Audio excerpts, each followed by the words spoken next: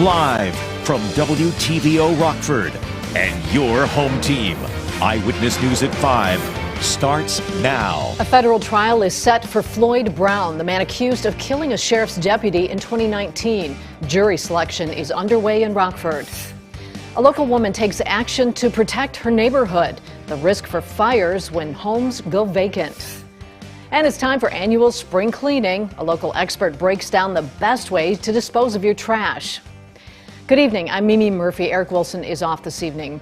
Jury selection begins in a federal trial against Floyd Brown, the man accused of killing a sheriff's deputy in Rockford. Brown is charged with shooting McHenry County Sheriff's Deputy Jacob Keltner at a Rockford hotel in March of 2019. A U.S. Marshal task force attempted to serve Brown a warrant. They say he jumped from a third-floor window to escape. A federal grand jury charged Brown with first-degree murder. He pled not guilty. If convicted, Brown faces life in prison. Today marks 3 years since Illinois State Trooper Brooke Jones Story was killed. Back on March 28, 2019, she was pulled over on the side of Route 20 near Route 75 in Freeport, working a traffic stop.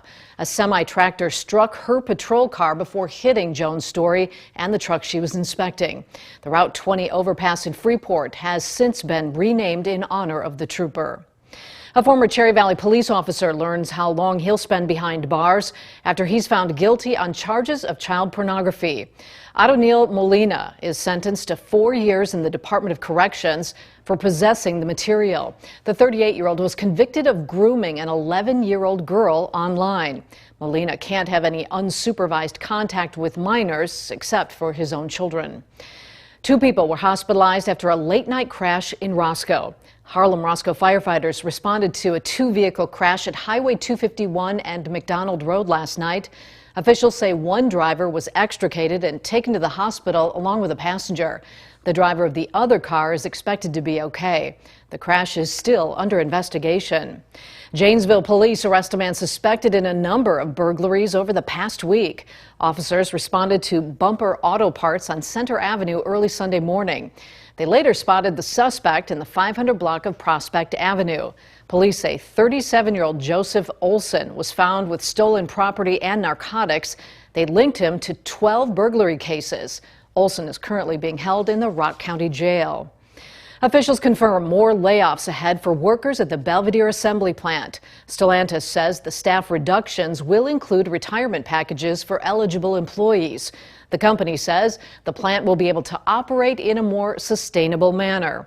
Layoffs could begin as early as March 27th, with retirements going into effect May 31st. Firefighters put their lives on the line every time they respond to a fire, and vacant house fires pose their own set of risks. Rachel Perry joins us now. Rachel, there are many empty homes around Rockford. That's right, Mimi. Rockford's fire tells me fighting fires at vacant homes puts their men at risk, which is one reason one local woman is taking matters into her own hands. Nobody's ever going to want to invest in this neighborhood if it's full of crappy old houses. Lois Ginter lives in the Orchid neighborhood on Rockford's southeast side. We had a number of house fires when I first moved here, like 7 or 8 house fires within 18 months in this area here. And I'm like, man, how many more house fires can we have? What if all these houses start going on fire? She mapped out each abandoned or condemned home around her and took her concerns to the city. Crime is my biggest thing, is people squatting in them, and then trying to start fires and stay warm, like I said, with all the fires. And then just all the other nuisances that go with squatters and properties. An issue Rockford Fire Division Chief Matt Knott says impacts them. The fire department has responded to about 1 vacant house fire each month this year. Most of them do have human involvement. You know, we look at a couple different sources. One is just flat out arson, that, you know, somebody went into that structure, intentionally set a fire for purposes of burning the building, you know. But we also see issues with unhoused people or homeless people that are in that, occupying that space, and perhaps there's a fire set for cooking or for keeping warm. Knott says unsecured vacant homes, those not boarded up, pose a risk for firefighters. You know, we're putting our people at a lot of risk to do some quick, hasty searches to try and identify if we do have victims in that building. Well, Lois tells me she's seen some positive changes. Since they started engaging the city, a lot of the abandoned homes homes in this neighborhood have gone down, are knocked down, and it looks better. I did speak with the head of community and economic development at the city. He tells me he can't provide a number of how many homes are in Rockford are condemned, but says the city is approved to demolish 60 homes this year. Mimi. All right, thanks, Rachel. Gas prices in Rockford have fallen slightly while the national average remains unchanged. According to Gas Buddy, the average has gone down 2.3 cents in the last week. Today's average sits at $4.36 a gallon. That's 13 cents higher than the national average of $4.23. Both averages are over $1 higher than prices a year ago. Spring is officially upon us, and despite the colder temperatures, the new season means spring cleaning. Amory Wilder has some advice while people prepare to tidy up. Amory, where should people start? Well, Mimi, the main thing is planning, but the work does not stop after cleaning. It's your job to make sure your unwanted items get to the right place. The end result is we want to keep things out of landfills. From your closets to basements and garages, organization can help you discard of unwanted stuff around your house. Experts suggest sorting your belongings into 4 categories: trash, giveaway, store, or put away. For the things you plan to trash, Executive Director of Keep Northern Illinois Beautiful, Pamela Osborne, says be sure to check your city's rules first. On the website, if you look up the trash, they'll say on there what you can put in the blue bin and what you can't. For most people, cleaning isn't fun. But Osborne says doing the right thing can really help our earth. And we clean up the community, and that way our streets are cleaned up. It prevents all this garbage from going into the sewers and the waterways, which, because all that adds to our, polluting the water and the garbage patch in the ocean eventually. Their mission is to educate the community and instill these practices in the next generation. We have educators that actually go into the schools because it starts with the kids now. And they'll actually go home and tell their parents, you can't throw that away, you have to recycle it. So, Keep Northern Illinois Beautiful will have a cleanup day on April 30th. You can head to this story on mystateline.com to register. Mimi? All right, thanks, Amory. Weekly yard waste pickup begins today for Rockford area residents. Collection will take place the same day as your regularly scheduled garbage pickup. Yard waste must be put in separate paper bags or in garbage cans 32 gallons or smaller marked with a large X. You can find additional dates and restrictions on the Keep Northern Illinois Beautiful website. Judge Ketanji Brown Jackson continued meeting with senators today as the Judiciary Committee begins moving her Supreme Court nomination to the Senate floor. This comes as Democrats and Republicans battle over the release of Jackson's sentencing reports on child pornography cases. Jesse Tenor is keeping you connected to the nation's capital. It's no surprise that Judge Jackson enjoys broad and deep support. Illinois Democrat Senator Dick Durbin is ready to advance Judge Ketanji Brown Jackson to the High Court. Unfortunately, Judge Jackson's record is incomplete. But Iowa Republican Senator Chuck Grassley and his GOP colleagues are still pushing for the release of Jackson's sentencing reports from certain child pornography cases. We're looking at a record. That's what we're supposed to do.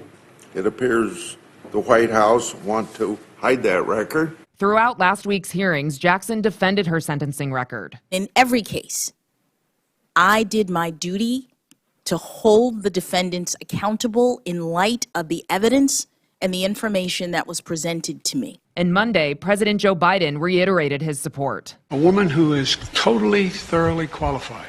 Senate Republicans ultimately can't stop Judge Jackson from making history by becoming Justice Jackson as long as Democrats remain united. A tie vote in the 11 Republican, 11 Democrat committee next Monday is likely, and that would trigger an additional vote and debate in the Senate, where Vice President Kamala Harris serves as the tiebreaker. So if every Republican opposes Jackson, the first black woman vice president would be the deciding vote to confirm the first black woman Supreme Court nominee. In Washington, I'm Jesse Tenor.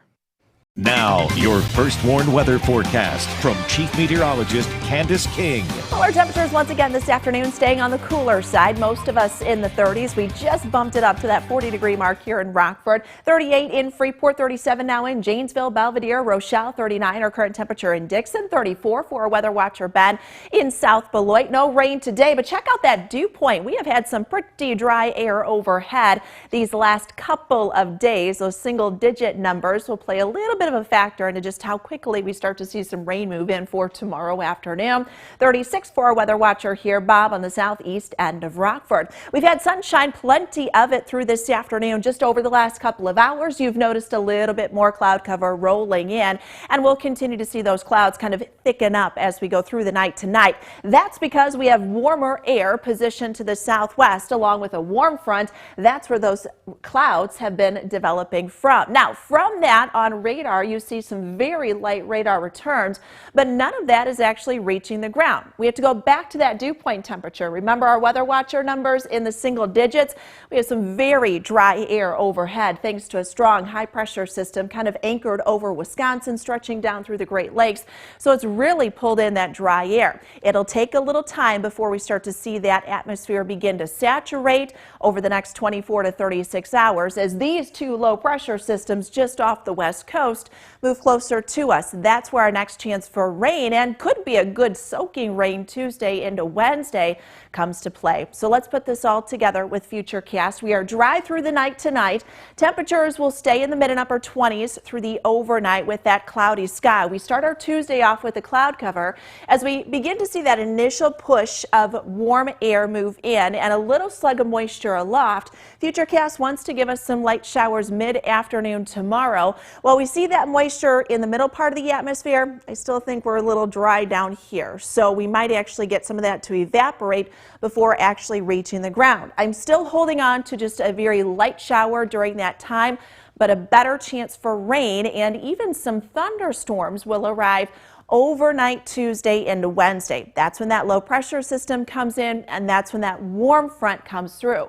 So that means a couple of things. Look at our temperatures here. We stay right around 40 degrees through midnight Tuesday night, and those numbers will be pushing 50 by the time we get into Wednesday morning. So this will help springboard us into the low 60s, but we've got a good soaking rain coming down for a lot of us here Wednesday afternoon. Also combined with that, you could have a couple of thunderstorms, might have to watch for a few gustier ones towards the late afternoon and evening. Then a little bit of colder air wrapping in on the backside of that will bring those temperatures a good 20 degrees down for Thursday afternoon. Another soaking rain, 3/4 of an inch up to another inch of rain coming down for some. I think some of those higher rainfall totals might be a little more to the south and east. Outside of that, we also have some winds that'll be picking up Tuesday, Wednesday, Thursday. Winds gusting at least 30 miles per hour. Wednesday, Thursday could have some gusts close to 40. And then outside of that, some stronger winds potentially with some of those stronger rain showers. So 25 for us tonight. A quiet evening. Clouds will be on the increase. Winds pick up tomorrow. Temperature up near 41. That'll be achieved late in the day. And then our numbers will stay fairly warm as we go into Tuesday night. Notice we don't drop much. In fact, that temperature will rise. Wednesday looks great temperature-wise, just not a good day to get out and enjoy. 62. You've got some thunder there. We could see a couple of snowflakes mix in on Thursday. No accumulation expected with that. But Mimi, our temperatures, they will stay below average as we work into the first weekend of April. Now sports with sports director Scott Leber. Many of us might not be happy to see there are no Cinderella stories left in the NCAA tournament. The Final Four will have 4 of the usual entries in Kansas, North Carolina, Duke, and Villanova. What is surprising is that despite all their success in the tournament over the years, Duke and North Carolina have never met before in a Final Four. This will be on Sunday in New Orleans. It'll be the case, and all the focus will be on Coach K trying to get back to the championship game. But Hubert Davis of North Carolina is a good story, too. He's only the 9th coach ever to take a team to the Final Four in his first year. I am so happy right now because I can't wait for them to walk into that stadium and see how big that place is. I think we're scheduled to leave on Wednesday. I like to leave tonight. I want to get there tonight. Well, last year at this time, the Bulls were struggling. The Knicks were playoff bound. Now it's the opposite way around. They will meet tonight in New York. The Blackhawks will also be in action. They'll host the Sabres. They haven't played each other since November of 2019 because of the pandemic. Albert Pujols is going to end his career the same way he started it, wearing a St. Louis Cardinals uniform. He signed a one-year contract with the Cardinals on the cheap for $2.5 million. Far cry from the $250 million deal he got when he left the Cardinals 11 years ago and signed with the Angels. Pujols will be the Cardinals' DH. Baseball is ready to experiment with another change in the minors. In the second half of this coming season of minor league baseball, second base will be moved in. It'll be 13.5 inches closer to first base and third base. The move is expected to create more action on the bases. The NFL draft's headed to Motown. It'll be held in Detroit in 2024. This year the draft will be in Las Vegas. Next year it'll be in Kansas City. The NFL has also announced that the Lions will be featured on Hard Knocks this year. Candace, we'll have another look at weather in just a moment, but first, here's a look at what's to come on News Nation tonight. Another blunder from President Biden on the world stage. Bill O'Reilly with us to talk about the White House cleanup effort after his recent comments and whether his team should just let Biden be Biden. That's On Balance. Here's Dan. Thanks, Leland. Tonight on Dan Abrams Live on News Nation. Florida Governor Ron DeSantis signs a new law banning teaching young students about gender identity and sexual orientation. LGBTQ groups have gotten Disney and other companies to speak out against it. But why should companies have to take a position? Isn't it a dangerous road to go down? That's tonight on Dan Abrams Live. That's coming up on the fastest growing cable news network in America, News Nation. It's available on the cable and satellite stations you see here. You can also head to newsnation.com. Candace is back with not the best forecast for the week. We've got one warm day on there. But rain on that day, right? I know, and it's not even day. You can go outside and open up the windows Darn or it. anything like that. Yeah, we've got rain showers that'll be moving back in over the next couple of days, and could be a decent amount of rain coming down too. The first WARN interactive radar brought to us by Rockford Auto Glass and More. A little more cloud cover out there this evening. Temperatures tonight down around 25 degrees. We're up to 41 for tomorrow. We'll start off with some cloud cover. Slight chance for a light shower tomorrow afternoon. Better chance arrives tomorrow night with some thunder. Could see some thunderstorms into Wednesday with that rainfall, and then cooler through the end of the week. You got clouds up there every day. Every day. Thanks, Candace, and thanks for joining us. See you at 6.